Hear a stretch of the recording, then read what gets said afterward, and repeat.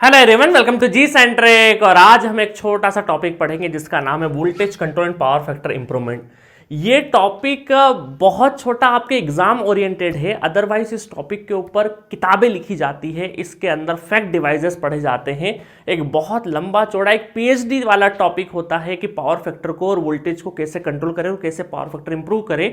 इसके ऊपर सेपरेटली पूरी की पूरी किताब लिखी जा सकती है।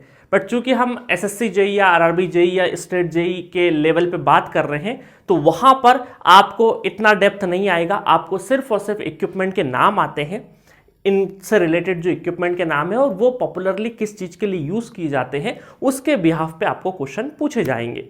उसके हिसाब से ही आपको थ्योरेटिकल क्वेश्चन पूछे जाते हैं। बहुत फ्रिक्वेंट आस्क क्वेश्चन नहीं है, बट हाँ एक आध क्वेश्चन की इसकी अवेलेबिलिटी हमेशा होने के चांसेस रहते ही रहते हैं, चाहे एसएससी का पेपर हो, चाहे आरआरबी का हो, चाहे स्टेट जेई हो। अब क्या होता है कि बहुत सारे स्टूडेंट का ये डिमांड होता है कि सर इसको फीलिंग के साथ पढ़े और डिटेल में पढ़े और डिटेल में पढ़े। बट क्या होता है कि हर चीज का एक तरीका होता है।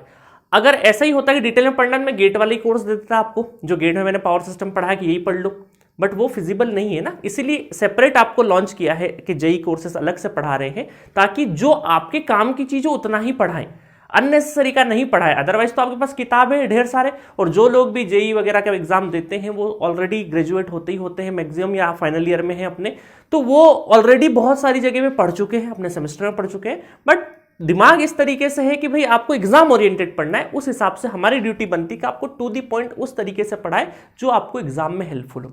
ठीक है, चलिए ये टॉपिक हम पढ़ते हैं बहुत बढ़िया तरीके से। फिर भी मैं आपको कोशिश करूंगा कि बहुत बढ़िया तरीके से इस चीज को समझाऊं कि क्या कैसे होता है। और बहुत मजेदार टॉपिक है, बहुत ही मजेदार टॉपिक है, बस एक बार समझना। अगर समझोगे नहीं तो फिर दिक्कत होगी, है ना। चलिए देखिए, ये हमारा क्या है, पावर सिस्टम का तरीका है। कहां से? जनरेटिंग स्टेशन से लोड तक हमारा पावर ट्रांसफर होता है। यही तो हमारी पावर सिस्टम की डेफिनेशन होती है, power transfer from generating station to main load centre, that is called. पूरे सिस्टम को हम क्या बोलते हैं? पावर सिस्टम बोलते हैं। इसमें क्या क्या होता है? जनरेटर होता है, ट्रांसफार्मर होता है, ट्रांसमिशन लाइन होते हैं और लोड्स होते हैं। लोड में मेनली लाइटिंग लोड के साथ साथ जो मेजोरिटी ऑफ कॉन्ट्रीब्यूशन है वो इंडक्शन मोटर का है। ठीक है, अब देखिए क्या हुआ, यहां से पावर फ्लो इक्वेशंस हम लोगों ने, देखो थ्योरेटिकल जो पिछला लेक्चर था हमारा ट्रांसमिशन में, वहां पर हमने पावर फ्लो की इक्वेशंस देखी थी। और मैंने बोला था कि भाई वो इक्वेशंस बहुत ज्यादा जेई लेवल के हिसाब से इंपॉर्टेंट नहीं है। 20 साल का इतिहास उठा के देख लो, उन इक्वेशंस के ऊपर क्वेश्चंस नहीं आए हैं, बट इंटरेस्ट के हिसाब से आपको वो मैंने पढ़ा दिया है। ठीक है, अब देखो यहां पर क्या करना है, आपको समझना है। अब अगर हम जनरेटर को उठाए, सबसे पहले जनरेटर को उठाए, तो थोड़ा सा जनरेटर, अभी सिंक्रोनस मशीन भी आपका चल ही रहा है, तो सिंक्रोनस मशीन में आपने देखा होगा कि किस तरीके से, देखो ये सिंक्रोनस मशीन का थोड़ा बहुत आइडिया होगा आपको। देखना, सिंक्रोनस मशीन में क्या होता है, यहां पर एक डीसी दिया जाता है नॉर्थ और साउथ के लिए। यहां पे फील्ड वाइंडिंग होती है, ये फील्ड वाइंडिंग है ना, ये फील्ड वाइंडिंग होती है। और ये होता है हमारा आर्मेचर, ये हमारा आर्मेचर होता है। आर्मेचर और आर्मेचर के ऊपर आर्मेचर वाइंडिंग होती है, आर्मेचर वाइंडिंग होती है। अब समझना यहां पे कि एक तो इसको मैकेनिकली कोई ना कोई घुमा रहा होगा टरबाइन से, है ना, प्राइम मूवर के थ्रू हम टरबाइन से क्या कर रहे हैं, हम इस रोटर को घुमा रहे हैं। और इसके ऊपर हमने क्या दिया रखा है, फील्ड सप्लाई दे रखा है, डीसी सप्लाई दे रखा है।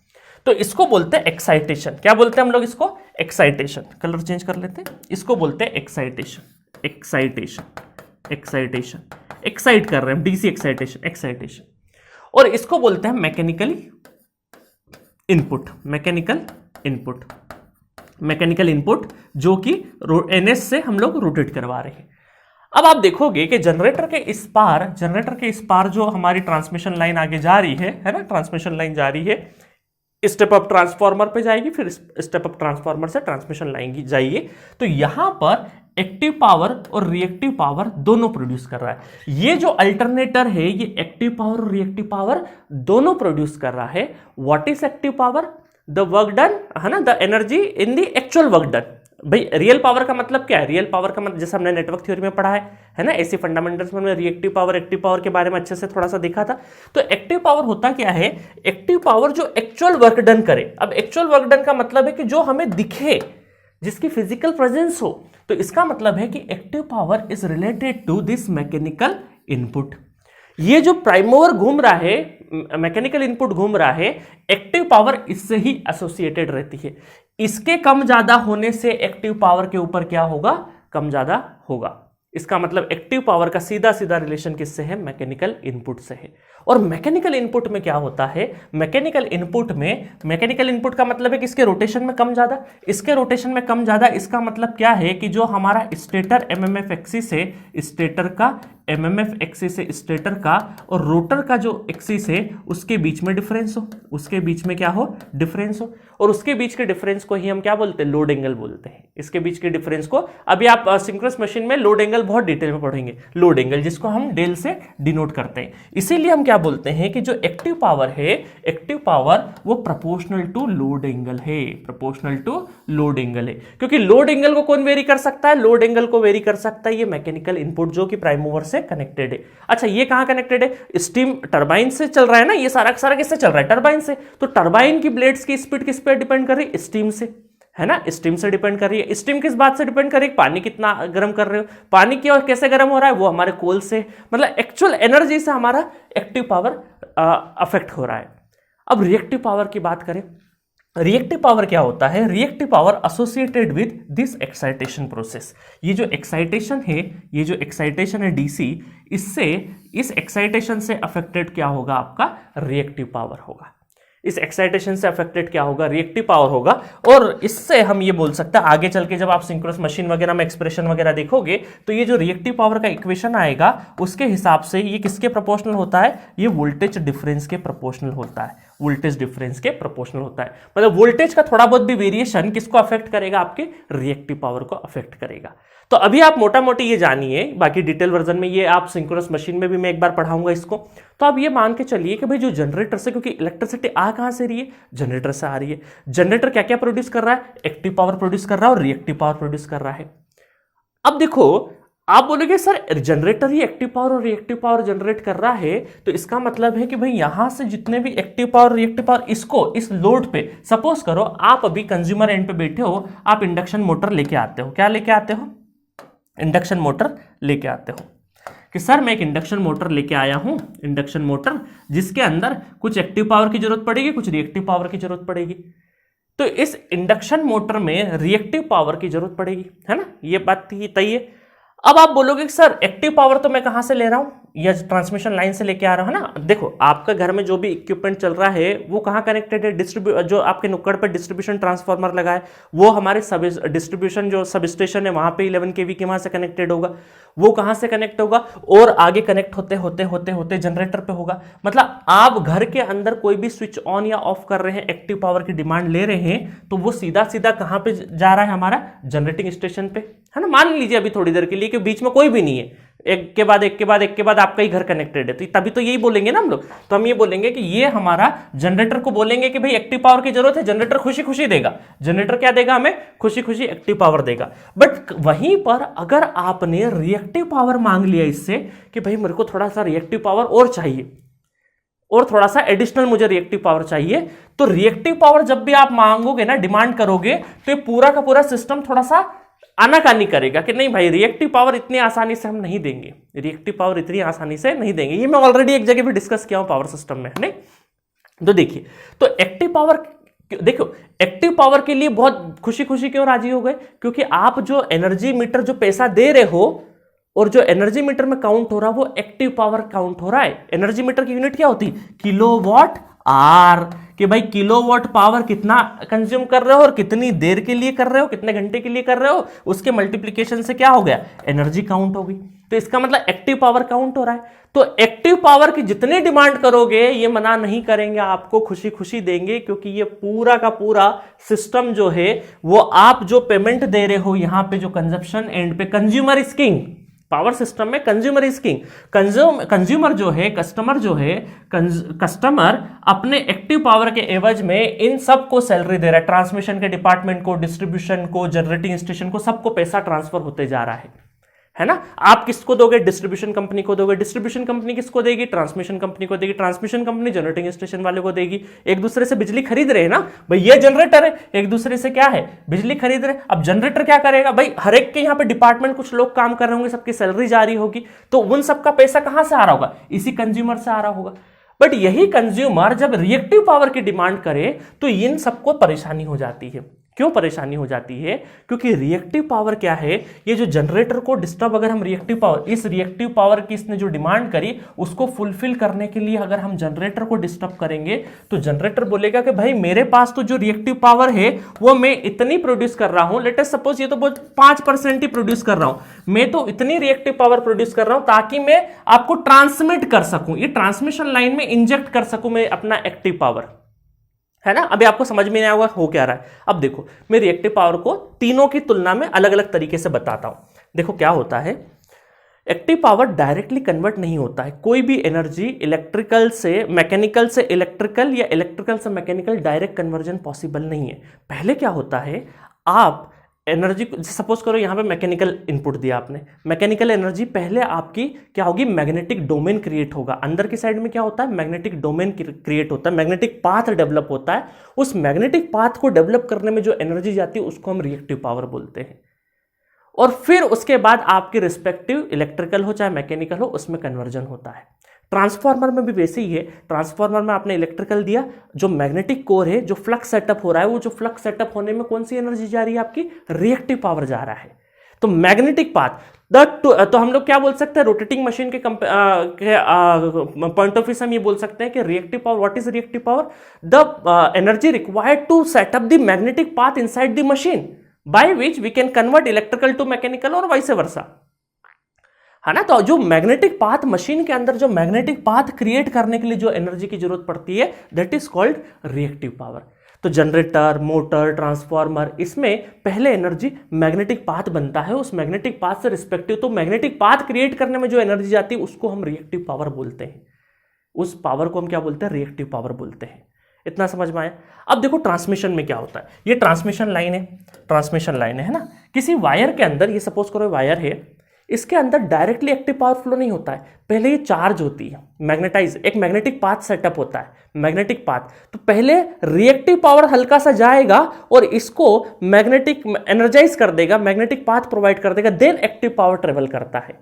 ये बहुत ही साइमल्टेनियस होता है, वो दिखता नहीं है, सब इमेजिनरी होता है, सब इमेजिनरी होता है। तो एक वायर है, उसके अंदर पहले आपका मैग्नेटिक पाथ डेवलप होगा, मैग्नेटिक पाथ डेवलप होगा, उसके बाद ही एक्टिव पावर फ्लो करेगा। तो पहले रिएक्टिव पावर क्या करेगा, रिएक्टिव पावर एक्चुअल में एक्टिव पावर को डायरेक्शन दे रहा है, एक्टिव पावर को डायरेक्शन का काम कर रहा है। तो इसीलिए यहां पर जो ट्रांसमिशन लाइन है, इस ट्रांसमिशन लाइन में पहले रिएक्टिव पावर फ्लो होगा और उसी हिसाब से जो मैग्नेटाइजेशन पाथ प्रोवाइड होगा उसके हिसाब से आपका एक्टिव पावर फ्लो करेगा।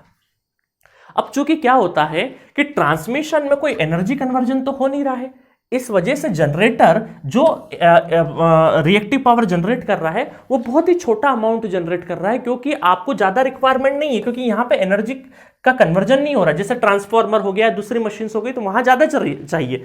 तो सपोज करो आपने जो इंडक्शन मशीन लेके आए हैं, इसमें जो रिएक्टिव पावर की आपकी जो डिमांड है उसको जनरेटर पूरा नहीं कर सकता, क्योंकि जनरेटर तो उतना रिएक्टिव पावर बेचारा जनरेट कर रहा है जितने से आपका ट्रांसमिशन लाइन में एक्टिव पावर फ्लो हो जाए, बस इससे ज्यादा नहीं कर रहा है। और हम क्या करेंगे भाई, यहां पे बैठे हैं और 100 किलोमीटर दूर, 100 किलोमीटर दूर जनरेटिंग प्लांट को इस रिएक्टिव पावर डिमांड के लिए थोड़ी डिस्टर्ब करेंगे, है ना। तो इसीलिए क्या होता है, इसीलिए इसकी पूर्ति करने के लिए हमें लोकली कुछ ना कुछ अरेंजमेंट करना पड़ेगा।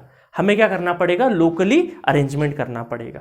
हो सकता है अब तो क्या होता है, तो हम क्या करेंगे, लोकली अगर इसको रिएक्टिव पावर की जरूरत पड़ रही है, रिएक्टिव पावर की जरूरत पड़ रही है, तो हम क्या करेंगे, रिएक्टिव पावर देने के लिए कैपेसिटिव बैंक है तो कैपेसिटिव बैंक लगा देंगे, तो ये रिएक्टिव पावर की इसकी डिमांड की पूर्ति कर देगा। आई बात समझ में। तो ये लोकली हम लोग अरेंजमेंट कर देंगे, हमारे जनरेटर को डिस्टर्ब नहीं करेंगे। अब देखो क्या होता है, अब अलग अलग जगह पे जैसे जनरेटर हो गया, अब जनरेटर को खुद को ही जरूरत पड़ गई। सपोज करो यहां पर थोड़ी सी 5% की जगह ये 4% ही जनरेट कर रहा है मान लीजिए, और यहां पे अचानक से थोड़ी सी हैवी डिमांड आ गई, है ना। भाई डिमांड का असर तो हो ही रहा है, बट मान लो यहां पे कुछ फ्लक्चुएशन हुआ, तो इसको ये एक्साइटेशन को भी तो बढ़ाना पड़ेगा, एक्साइटेशन को बढ़ाना पड़ेगा। तो क्या होता है, हर एक पूरे प्रोसेस में, पूरे पावर सिस्टम की प्रोसेस में हर एक पॉइंट पे हम वोल्टेज का ध्यान रखते हैं और पावर फैक्टर का ध्यान रखते हैं। अब दोनों रिलेटेड कैसे मैं आपको बताता हूं। देखिए, आपने अभी एक्टिव पावर पढ़ा, एक्टिव पावर का formula VS VR by x sine del है ना, ये पॉपुलर फॉर्मूला, ये आपको मैं पावर रिलेशन जो सिंक्रोनस मशीन में होता है वहां पर भी पढ़ाया हूं। तो VS VR है ना, सेंडिंग एंड और receiving end divided by reactance, इनके बीच का जो रिएक्टेंस है वो इनटू साइन डेल। एक्चुअल में ये जो डेल होता है ना, ये डिफरेंस ऑफ डेल होता है, बट डिफरेंस ऑफ डेल में तो ये सेंडिंग एंड पे डेल और उधर तो जीरो है, तो हम यहाँ पे डेल माइनस जीरो रख देंगे तो वो अप्रोक्सीमेटली डेल के बराबर ही होता है, इसलिए पॉपुलरली हम लोग साइन डेल लिख देते हैं। अदरवाइज वो डिफरेंस ऑफ डेल होता है, दो लोड एंगल का डिफरेंस होता है एक्चुअल में, है ना, इस चीज का ध्यान रखना। तो पावर, एक्टिव पावर किससे रिलेटेड है, हमारा लोड एंगल से। रिएक्टिव पावर का फॉर्मूला क्या होता है, VR है ना, नॉर्मली हम रिएक्टिव पावर ऐसा लिखते हैं V स्क्वायर बाई एक्स है ना, बट ये V स्क्वायर में दो वोल्टेज होते हैं, VR और डिफरेंस ऑफ V है ना, डिफरेंस ऑफ V। VR कौन सा है, हमारा रिसीविंग एंड साइड की बस बार का वोल्टेज है, और ये जो डिफरेंस ऑफ वोल्टेज होता है ये होता है सेंडिंग एंड और रिसीविंग एंड का जो डिफरेंस होता है वो रहता है। तो मुझे एक चीज बताओ, यहां से इस इक्वेशन से हम ये बोल सकते हैं कि अगर हमारा ये जो टर्मिनल वोल्टेज है, रिसीविंग एंड साइड का वोल्टेज है, अगर ये वेरी करता है तो उसके हिसाब से हमारा रिएक्टिव पावर भी वेरी करेगा। और आपने एक चीज और पढ़ी है कि पावर फैक्टर cos फाई होता है और वो होता है P/S, और P/S का मतलब है, P/S का मतलब है S divide under root P square plus Q square. तो इसका मतलब है कि रिएक्टिव पावर का अगर वेरिएशन होगा, रिएक्टिव पावर की डिमांड का वेरिएशन होगा, तो इसके हिसाब से पावर फैक्टर का भी वेरिएशन होगा। तो दैट मीन्स कि आपका जो रिएक्टिव पावर है वो दो चीजों को वेरी कर रहा है, वो वोल्टेज को भी वेरी कर रहा है और साथ में पावर फैक्टर को भी अफेक्ट कर रहा है।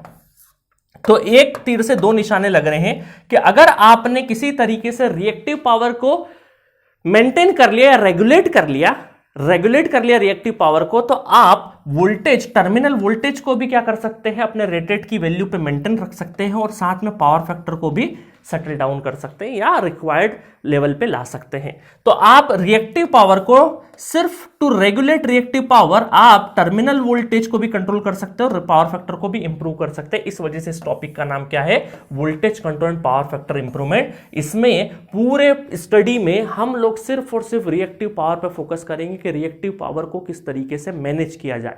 अगर जरूरत है लोड साइड पर, या लोड साइड बोले तो अगर पूरे सिस्टम को, अब हम पूरे सिस्टम को देखते हैं, जहां जहां जरूरत होगी, या कभी कभी ऐसा होगा कि एक्सेस रिएक्टिव पावर होगी, उसको भी लेना पड़ेगा, हमें उसको भी लेना पड़ेगा, है ना। तो सपोज करो थोड़ी देर के लिए मैं एक एग्जांपल देता हूं कि आपके घर में सपोज करिए आपके फादर है ना, आपके फादर है, वो उनका नेचर थोड़ा अजीब टाइप का है ना, समझाता है, स्टोरी से समझाता हूं।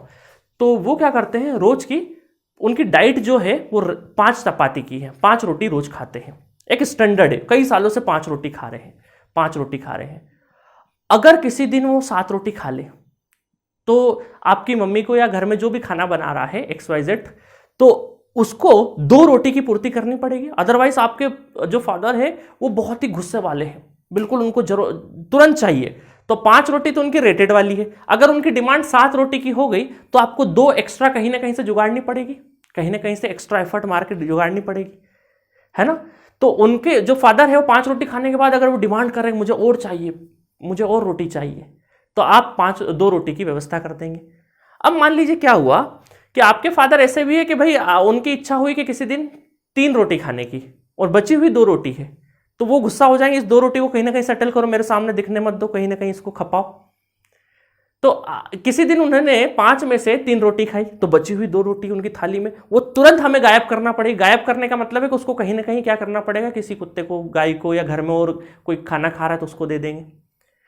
मतलब आपके फादर की क्या है, डिमांड एकदम पूरी होती रहनी चाहिए, क्योंकि उनके हिसाब से उसकी थाली में परफेक्शन चाहिए। इसका मतलब पूरे सिस्टम में भी क्या हो रहा है कि रिएक्टिव पावर का ना हमें एक्सेस रिएक्टिव पावर चाहिए, क्योंकि वो भी डिसएडवांटेजेस है, क्योंकि एक्सेस अगर रिएक्टिव पावर हो गया तो वो टर्मिनल वोल्टेज को इंक्रीज कर देता है। इसी को हम क्या बोलते हैं, फेरेंटी इफेक्ट। इसी को हम क्या बोलते हैं, फेरेंटी इफेक्ट बोलते हैं।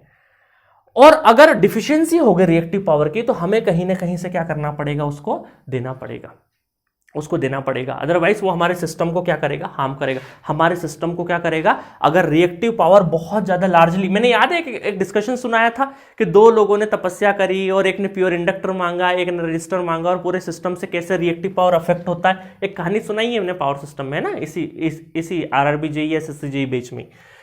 चलिए, तो अब मैं आपको पूरा सिस्टम समझाता हूं कि सब क्या करते हैं, पूरा सिस्टम लोकली हर एक जगह पे लोकली कुछ तरीके से हम रिएक्टिव पावर को रेगुलेट करेंगे। सपोज करो जनरेटर एंड पे अगर रिएक्टिव पावर को हमें यहाँ पे जनरेटर को जरूरत पड़ी, तो हमारे पास एक सिस्टम होता है गवर्नर सिस्टम, है ना। इस सिस्टम को कि यहाँ पर किस तरीके से एक्टिव पावर रिएक्टिव पावर बदल रहे हैं, तो एक गवर्नर होता है, गवर्नर है ना। और गवर्नर क्या करता है, इनको मॉनिटरिंग करता रहता है, एक्साइटेशन और मैकेनिकल इनपुट को, कि यहां पर क्या वेरिएशन हो रहे एक्टिव पावर रिएक्टिव पावर के, वो कहां रेगुलेट करता है, आपके एक्साइटेशन और मैकेनिकल इनपुट पे। इस गवर्नर के अंदर ही क्या होता है, ऑटोमेटिक वोल्टेज रेगुलेशन और एईसी ऑटोमेटिक एक्साइटेशन कंट्रोलर। तो ये पूरा का पूरा कंट्रोल सिस्टम जैसा मॉडलिंग होता है, पूरा का पूरा टरबाइन का मॉडलिंग, जनरेटर का मॉडलिंग, है ना, उस तरीके से मॉडलिंग करते हुए पूरा कंट्रोल सिस्टम लगता है, बिल्कुल इलेक्ट्रॉनिक्स पूरा का पूरा एवीआर। आप जाओगे किसी पावर प्लांट में तो आप देखोगे कि ऑटोमेटिक वोल्टेज रेगुलेटर का एक बड़ा सा रूम बना हुआ रहता है, ठीक है। तो यहां पर लोकली जनरेटर में अगर जरूरत पड़ रही है तो एवीआर और एईसी यूज करते हैं हम लोग। क्या यूज करते हैं, एवीआर और ऑटोमेटिक वोल्टेज रेगुलेटर और ऑटोमेटिक एक्साइटेशन कंट्रोलर। ये दोनों, अगर वोल्टेज रेगुलेशन लेस देन 5% है तो एवीआर यूज करेंगे, और वोल्टेज रेगुलेशन ग्रेटर देन 5% है तो एईसी यूज करेंगे। हालांकि ये हमारे सिलेबस का हिस्सा बहुत ज़्यादा होता नहीं है, बहुत ज़्यादा डिटेल में हमें पढ़ना नहीं होता, अदरवाइज आप स्टैंडर्ड किताब में वो बहुत डिटेल में इसको देखते हो, है ना। तो इसको बहुत ज़्यादा डिटेल में, सिर्फ नाम पता होना चाहिए आपको कि एवीआर या एईसी होता है कुछ, ठीक है। तो ये इस तरीके से जनरेटर के यहाँ पे, जनरेटर के एंड पे रिएक्टिव पावर को रेगुलेट कराता है। उसके बाद क्या हुआ कि बीच में कहीं, तो 100 किलोमीटर दूर बैठा है लोड और जनरेटर, बीच में कहीं ट्रांसमिशन लाइन में अगर जरूरत पड़ेगी तो हम क्या यूज करेंगे, ट्रांसमिशन लाइन के अंदर जरूरत पड़ेगी तो भाई सीरीज कैपेसिटर यूज कर लेंगे, सीरीज कैपेसिटर या सीरीज रिएक्टर हम यूज कर लेंगे। बीच में कहीं पर भी हमें रिएक्टिव पावर की कमी या ज्यादा पड़ी तो हम लोग क्या कर लेंगे, इंडक्टेंस या फिर कैपेसिटेंस यूज कर सकते हैं। और बीच में कहीं ट्रांसफार्मर, बहुत सारे ट्रांसफार्मर आएंगे तो हम चाहेंगे कि हर एक ट्रांसफार्मर से दूसरे ट्रांसफार्मर तक वोल्टेज प्रोफाइल बढ़िया रहे। वोल्टेज प्रोफाइल का मतलब है कि वोल्टेज आपका एक डिजायर लेवल पे मेंटेन रहे। तो उसके लिए हम क्या करेंगे, हमको लगता है ए ट्रांसफार्मर से बी ट्रांसफार्मर तक जाते जाते इस ट्रांसफार्मर पे थोड़ा सा वोल्टेज में कमी आ गया है, तो इसको हम यहां पर लोकली ही वोल्टेज को क्या कर देंगे, बूस्ट कर देंगे। तो वोल्टेज को बूस्ट करने के लिए ट्रांसमिशन लाइन के बीच में कहीं पर वोल्टेज रेगुलेशन अगर हमें करना है या वोल्टेज को बूस्ट करना है अगर हमें, तो हम वहां पर टेप चेंजिंग ट्रांसफार्मर लगा देंगे। क्या लगा देंगे, टेप चेंजिंग ट्रांसफार्मर या फिर बूस्टर ट्रांसफार्मर। तो ये हमें क्या करते हैं, ये बीच बीच में ट्रांसमिशन लाइन के बीच में लगते हैं जहां पर हमें जरूरत पड़ती है, ये दो इक्विपमेंट। फिर आता है हमारा लोड साइड में, तो लोड साइड को हम क्या बोलते हैं, इंटरनल। ये पूरे के पूरे सब इंटरनल में कहलाएंगे, ये एक्सटर्नल में कहलाएगा external voltage control, external voltage control. ये जनरेटिंग एंड पे जो हो रहा है वो एक्सटर्नल वोल्टेज कंट्रोल है। अच्छा, एक्सटर्नल इसको क्यों बोला और लोड साइड को हमने इंटरनल बोल दिया, ऐसा क्यों बोला सर? बोलना तो हमें इसको इंटरनल चाहिए, ये एक्सटर्नल चाहिए, नहीं। देखिए, पावर सिस्टम की जो स्टडी है वो पूरी की पूरी लोड डिपेंडेंट होती है, तो लोड को हम इंटरनल मानते हैं और ये फार अवे है जनरेटर, इस वजह से इसको हम क्या बोलते हैं, एक्सटर्नल बोलते हैं। तो यहां पर जनरेटर के आसपास जो भी हम लोग जो रिएक्टिव पावर का रेगुलेशंस करेंगे वो सारा का सारा एक्सटर्नल वोल्टेज कंट्रोल कहलाएगा, और ये सारा का सारा, ये सारा पूरा का पूरा ट्रांसमिशन लाइन हो जाए, लोड साइड में हो जाए, इसको इंटरनल पावर कंट्रोल बोलते हैं, ठीक है। अब देखो, नॉर्मली एक एग्जांपल से मैं आपको समझाता हूं, उसके बाद सारी चीजें मैं चालू करता हूं, ठीक है। देखिए, ये पढ़ने से पहले आप थोड़ा सा यहाँ पे आइए, आपको यहाँ पे एक एग्जांपल से समझाता हूं, ठीक है। देखिएगा, बहुत बढ़िया तरीके से, बिल्कुल आपको घर पे जाके एक्सपेरिमेंट करना है। आपको क्या करना है, आपके घर में जहाँ रेफ्रिजरेटर लगा है वहां पर एक मार्केट से 10 रुपए का बल्ब खरीद के लाना, इनकेडेंस लैंप जो येलो कलर का होता है ना, वो लेके आना, है ना। ये है लोड आपका, ये है लोड। तो यहां पर ये आपकी ये QR आ रहा है, रिसीविंग एंड साइड का रिएक्टिव पावर, और यहां पे QD की डिमांड। अब देखना क्या होगा। सपोज करो आप जो आपके घर में जहाँ रेफ्रिजरेटर है या कोई भी हाईली इंडक्टिव लोड हो, लोड में आपके घर में जो लोड होते हैं वो रेजिस्टेंस और इंडक्टिव कॉइल लोड होते हैं, तो जिसमें इंडक्टिव ज़्यादा रहे जो, उस लोड की बात कर रहा हूँ। तो रेफ्रिजरेटर एक अच्छा हाईली इंडक्टिव लोड होता है हमारे घर में। रेफ्रिजरेटर के पास में एक बल्ब को लगाना, और रेफ्रिजरेटर को जैसे ही चालू करोगे ना, स्विच ऑन करोगे, तो उस वाले बल्ब में क्या होगा, फ्लिकरिंग होगी। ये आपने ऑब्जर्व भी किया होगा, घर में कोई भी अगर मोटर, इंडक्शन मोटर है, बोरिंग की मोटर है, अगर उसको चालू करते हैं तो उसके आसपास के जो बल्ब होंगे, खासकर आपको इंकेडेंस लैंप में ज़्यादा दिखेगा क्योंकि वो येलो कलर का होता है ना। जो व्हाइट कलर वाले जो CFL हो गया, एलईडी, उसमें ज़्यादा फ्लक्चुएशन नजर नहीं आएगा। तो वो जो इंकेडेंस लैंप में, उसमें फ्लिकरिंग दिखेगी आपको। तो होता क्या है कि सपोज करो कि कोई सिस्टम आपका यहाँ पर, कि आपकी कोई सपोज करो इंडक्शन मोटर चल रही है और उसमें रिएक्टिव पावर की डिमांड है। रिएक्टिव पावर की क्या है, डिमांड है ना। तो हम ये बोलेंगे कि यहाँ पर जैसे ही आपका इंडक्शन मोटर है ना, देखो मतलब हेवी लोडिंग, इसको क्या बोल देंगे, हेवी लोडिंग। हेवी लोडिंग हुई है, मतलब लोड ऑन करने का मतलब आपने क्या है, इंडक्शन मोटर या फिर रेफ्रिजरेटर ये चला दिया, इसका मतलब क्या है, लोडिंग हेवी। तो हेवी लोडिंग कंडीशन में, हेवी लोडिंग कंडीशन हो गई है। हेवी लोडिंग की कंडीशन में रिएक्टिव पावर, क्योंकि ये सब के सब RL लोड है जिसमें इंडक्टेंस का डोमिनेंस ज्यादा होता है, ऐसे लोड, हेवी लोडिंग कंडीशन। तो यहां पर क्या हो रहा है, आपको इनकी जो डिमांड है, उनकी डिमांड क्या है, इनकी डिमांड यहां पर positive volt ampere reactive, positive VR है ना, ये रिएक्टिव पावर की यूनिट होती है। पॉजिटिव VR की क्या हो गई है, डिफिशियंसी हो गई है, डिमांड आ गई है ना, डिफिशियंसी हो गई। डिफिशियंसी क्यों बोला, बताता हूं। सपोज करो आपने इंडक्शन मोटर, रेफ्रिजरेटर चालू किया, तो अचानक से फ्लिकर हुआ, मतलब वोल्टेज ड्रॉप हो गया। वोल्टेज आपका क्या है, यहाँ टर्मिनल वोल्टेज, इसको रिसीविंग एंड वोल्टेज साइड बोल देते हैं। तो ये क्या हो गया, ड्रॉप हो गया। जैसे ये आपने चालू किया, इसको ये ड्रॉप हो गया, क्योंकि इनको क्या हुआ, इनको पॉजिटिव VR की डिमांड ज्यादा है। इनको पॉजिटिव VR मतलब यहाँ पे इंडक्टेंस की क्या है, आपको इनको ज्यादा डिमांड की जरूरत पड़ रही है, मतलब इसको रिएक्टिव पावर की क्या हो रही है, डिमांड की जरूरत पड़ रही है। मतलब इस सिस्टम में हम क्या बोलेंगे कि हमारे रिएक्टिव पावर की कमी हो गई है। क्या बोलेंगे, रिएक्टिव पावर की कमी हो गई है। इस कमी को ही हम क्या बोलते हैं, डिफिशियंसी बोलते हैं। किसी चीज की कमी मतलब डिफिशियंसी। तो जब भी कभी सिस्टम में हेवी लोडिंग होगी, तो हमारा हेवी लोडिंग, जैसे ही हेवी लोडिंग हुई तो आपका टर्मिनल वोल्टेज धड़ाम से डाउन होगा। ये तो आप प्रैक्टिकल भी देख सकते हो। तो टेक्निकली बोल के सकते हैं हम लोग कि सिस्टम में क्या हुआ, रिएक्टिव पावर की कमी हो गई। अगर वापस हमें वोल्टेज को अप करना है, तो रिएक्टिव पावर जितना इसको चाहिए वो सप्लाई कर दो, जितना चाहिए वो वापस से सप्लाई कर दो। तो हम क्या करेंगे, हम यूज करेंगे, अब पॉजिटिव VR की डिफिशियंसी हो गई, मतलब पॉजिटिव VR की डिमांड है यहां पे, तो हम क्या करेंगे, कैपेसिटेंस बैंक लगा देंगे, और कैपेसिटेंस बैंक क्या करेगा, positive VAR fade into the line, positive VAR fade into the line, और टर्मिनल वोल्टेज वापस से अप हो जाएगा। हम ऐसा तो नहीं बोल सकते कि नहीं कंज्यूमर को कि नहीं है भैया इंडक्शन मोटर, रेफ्रिजरेटर यूज करना बंद कर दो। नहीं भाई, ये तो पैसा दे रहे हैं, इनको तो हम कुछ नहीं बोल सकते, हमें हमारी व्यवस्था अलग से करनी पड़ेगी। ये तो हमारे कस्टमर इज किंग, ये हमें पूरा सिस्टम का पैसा यही दे रहे हैं, तो इनको हम कुछ नहीं बोल सकते। चलाओ भाई चलाओ, आपकी पूर्ति के लिए हम ये करेंगे।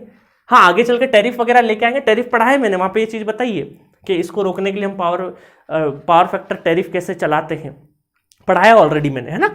तो अब देखो, कई बार स्टूडेंट को क्या समझ नहीं आता कि सर ये पॉजिटिव VR तो इंडक्टर से रिलेटेड, आप तो कैपेसिटेंस के यहां बोल रहे हैं। वो समझने में गलती होती है ना, समझने में देखो आप थोड़ा सा अलग तरीके से समझते हो, इस वजह से गलती होती है। तो आपको हमेशा ध्यान रखना है कि जब भी हेवी लोडिंग होगी तो आपके सिस्टम में पॉजिटिव VR की कमी हो गई है, और इस पॉजिटिव VR को सप्लाई कौन देता है, आपको पॉजिटिव VR सप्लाई देना पड़ेगा। और कैपेसिटर क्या करता है, capacitor positive VR fed into the line, fed मतलब देना, है ना।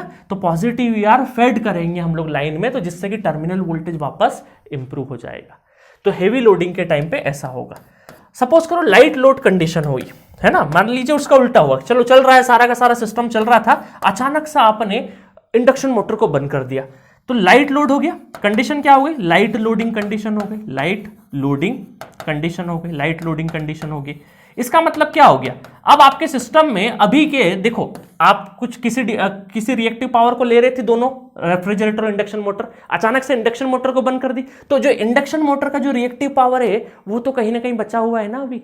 तो इस सिस्टम में क्या, ये सिस्टम कैसा फील करेगा, ये एक्सेस रिएक्टिव पावर फील करेगा। क्या करेगा, ये एक्सेस रिएक्टिव पावर, मतलब हम ये बोल सकते हैं कि यहां पर एक्सेस रिएक्टिव पावर फील करेगा, excess reactive power, excess Q, यहां पे डिफिशियंसी ऑफ क्यू है ना, डिफिशियंसी ऑफ क्यू है ना। तो इसको किसकी रिक्वायरमेंट है? अब इसको एक्सेस रिएक्टिव पावर से होगा क्या, एक्सेस रिएक्टिव पावर से टर्मिनल वोल्टेज इंक्रीज हो जाएगा, तो ये एक लेवल के ऊपर इंक्रीज नहीं होना चाहिए, तो इसको ही क्या बोलते हैं, फेरेंटी इफेक्ट बोलते हैं। तो ये एक्सेस रिएक्टिव पावर यहां पे हो गया, इसका मतलब क्या है, यहां पे निगेटिव वीआर है। तो हमें क्या लेना पड़ेगा, हमें यहां पे लगाना पड़ेगा, हमें ऐसा कंपोनेंट लगाना पड़ेगा जो कि इस एक्सेस रिएक्टिव पावर को क्या करे, खा जाए। तो इंडक्टर लगा देंगे। तो इंडक्टर क्या करेगा, इंडक्टर ये बोलेगा minus VAR fade into the line, fade into the line. देखो मैं एक चीज बताता हूं, मैं -5 रुपए आपको दे रहा हूं, इसका मतलब क्या हुआ, मैं आपसे 5 रुपए मांगता हूं, ले रहा हूं, मैं आपको -5 रुपए दे रहा हूं, इसका मतलब क्या है, मैं एक्चुअल में आपसे 5 रुपए प्लस 5 रुपए ले रहा हूं, यही मतलब हुआ ना। तो इसीलिए दोनों को फेड इनटू द लाइन के सेंस में अगर बात करें तो इंडक्टर क्या करेगा, आपका negative VAR fade into the line, क्योंकि जब लाइट लोड कंडीशन हो गई है, लाइट लोड कंडीशन हो गई है, तो यहां एक्सेस रिएक्टिव पावर हो गया। एक्सेस रिएक्टिव का मतलब है कि यहां पर negative VAR required, negative VAR required, कि भाई निगेटिव, इसके पास पैसा ही पैसा है भाई, ले जाओ ले जाओ ले जाओ ले जाओ, है ना। तो निगेटिव, तो ऐसा लाना पड़ेगा जो इसको खा जाए। तो इसका मतलब क्या है, निगेटिव, हम देने की स्टाइल में बात करेंगे, दे रहे हम लोग, है ना। ये नेटवर्क थ्योरी में वैसा ही है कि पावर एब्जॉर्ब और पावर डिमांड, है ना। 10 किलोवाट अगर मैं दे रहा हूं, है ना, उस तरीके वाला सेंस में ऐसा समझिए इसको कि -5 रुपए दे रहा हूं, इसका मतलब क्या, +5 रुपए ले रहा हूं। तो इन शॉर्ट पूरी की पूरी कहानी इस तरीके से चलती है कि रिएक्टिव पावर की कमी है ना, कि हैवी लोडिंग के टाइम पे पॉजिटिव VAR की डिमांड है, तो उसको कौन सप्लाई करेगा, कैपेसिटर सप्लाई करेगा। लाइट लोड कंडीशन है तो यहां पे एक्सेस रिएक्टिव पावर होगा, तो वो आपका क्या करेगा, inductor negative VAR fade into the line, negative VAR fade into the line है। उसको बोलने का तरीका मैं इसलिए लिखाया, आप बोलेंगे सर वापस एब्जॉर्ब करा, ऐसे भी तो लिखवा दो, बट एग्जामिनेशन हॉल में कि लाइन यूज करते, टर्मिनोलॉजी यूज करते, इस वजह से फेड इनटू द लाइन वाली डेफिनेशन से आपको समझाना पड़ता है। समझ में आ गया। चलिए अब 1 बाय 1 ये सारे तरीके हैं हमारे, कौन कौन से। इंटरनल वोल्टेज कंट्रोल के अलग अलग मेथड है, शंट कैपेसिटर, शंट रिएक्टर, है ना, इसमें shunt series capacitor and series reactor भी ले लो, सीरीज रिएक्टर, है ना। इसका शॉर्ट इंट्रोडक्शन आपको बता दूंगा। रिएक्टिव पावर इंजेक्शन में 2 मेथड होती है, स्टैटिक वॉर कंपनसेटर या स्टैटिक वॉर जनरेटर, या वॉर मतलब VAR, ये वी स्टैंड फॉर VAR, है ना। रिएक्टिव पावर की यूनिट है। रोटेटिंग वॉर जनरेटर एक्चुअल में ये सिंक्रोनस मोटर होती है। उसके बाद थायरिस्टर स्विच्ड कंट्रोल LNC, ये आप समझ जाओगे, तो ये बस इसमें स्विचिंग कंट्रोल और कुछ भी नहीं है। उसके बाद regulating transformer like temp changing transformer, booster transformer. तो मैं यहां पर आपको शुरू के 2-3 अच्छे से समझा देता हूं, ये वो रोटेटिंग वॉर जनरेटर समझा देता हूं, बाकी आपको सिर्फ नाम ध्यान रखना है और कौन सा इक्विपमेंट, कौन सा डिवाइस किसके लिए पॉपुलर है, ये सिर्फ ध्यान रखना है। आपका एग्जामिनेशन हॉल में इससे ज्यादा की जरूरत नहीं पड़ेगी, ठीक है। चलिए 1 बाय 1 देखते हैं। अच्छा ये देख लो आप, एक्सटर्नल वोल्टेज कंट्रोल में AVR और AEC होता है, बस इस चीज का ध्यान रखना है, सिर्फ नाम ध्यान रखना है। अब मैं एक एक को जहां जहां मुझे लगेगा जो इंपॉर्टेंट है उसको अच्छे से इलोबरेट करूंगा और आपको पर्पस बता दूंगा कि भाई एग्जामिनेशन हॉल में पर्टिकुलर डिवाइस किस चीज के लिए यूज होता है, ठीक है। चलिए स्टार्ट करते हैं।